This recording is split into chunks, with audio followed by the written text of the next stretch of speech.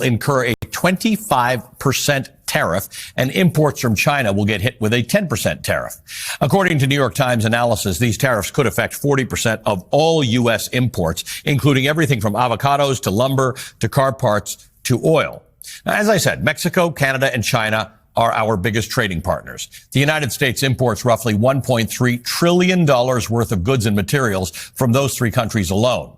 Trump and his new press secretary have cited the flow of both migrants and drugs like fentanyl as the main reasons for imposing these tariffs, and Trump has claimed that the tariffs will raise trillions of dollars from foreign governments.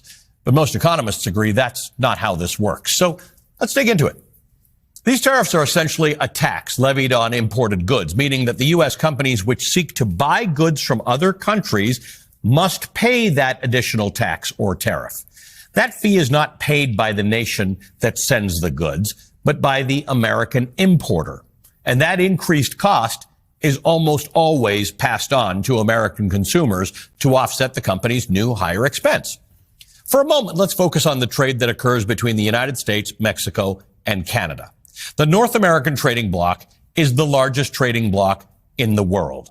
The trading relationships we have with Mexico and Canada, respectively, are larger than any trade agreements we have anywhere else in the world. And because our North American bloc has enjoyed more than 30 years of free trade agreements, from the Auto Pact with Canada to the Free Trade Agreement with Canada to the North American Free Trade Agreement, which included the United States and Mexico, to the United States-Mexico-Canada Agreement, USMCA, today, our three economies are deeply and intricately intertwined.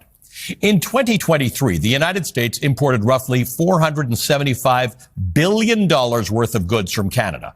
Our top import from Canada is, far and away, crude oil.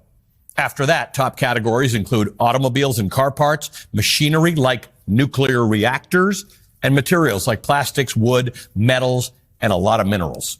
The same year, the United States exported roughly $350 billion worth of goods to Canada, including automobiles and car parts, machinery, electronics, oil and gas products, and plastics. So we buy more from Canada than we sell.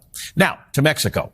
In 2023, we imported roughly $418 billion worth of goods, a little less than we buy from Canada. Top imports from Mexico include automobiles and their parts, computers, crude oil, and fruits and vegetables. Notably, half of America's imported fruit and more than 2/3 of our imported vegetables come from Mexico. Mexico is also the number one supplier of medical supplies and devices for U.S. hospitals and doctors' offices.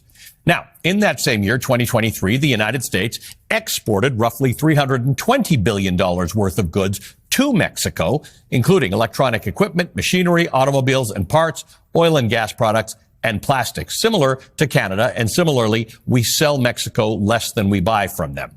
Most American cars contain parts that are made in Mexico and Canada, and in the process of manufacturing, many American car parts cross continental borders multiple times. Experts estimate that, barring exceptions, car prices will increase by thousands of dollars. Many products like cars, electronics, denim, blue jeans, home goods, processed foods, they cross back and forth between all three North American countries as they're processed from raw materials to parts to a finished product at the point of sale. The decades of free trade between us and our neighbors have allowed that process and that relationship to develop. The United States imports roughly 70% of its crude oil from Canada and Mexico. And though Trump has indicated that there may be a 10% tariff on petroleum products instead of the 25% tariff being applied to the other sectors, the Council on Foreign Relations suggests that American consumers can expect to see gas prices rise at least 50 cents per gallon. In response to these new tariffs, both Canada and Mexico have announced plans to implement retaliatory tariffs on U.S. goods, but the details on those are still to come. Prime Minister Justin Trudeau has said that Canada will respond, quote, forcefully but reasonably. And Canada's former finance minister suggested targeted tariffs of their own in order to exert political pressure.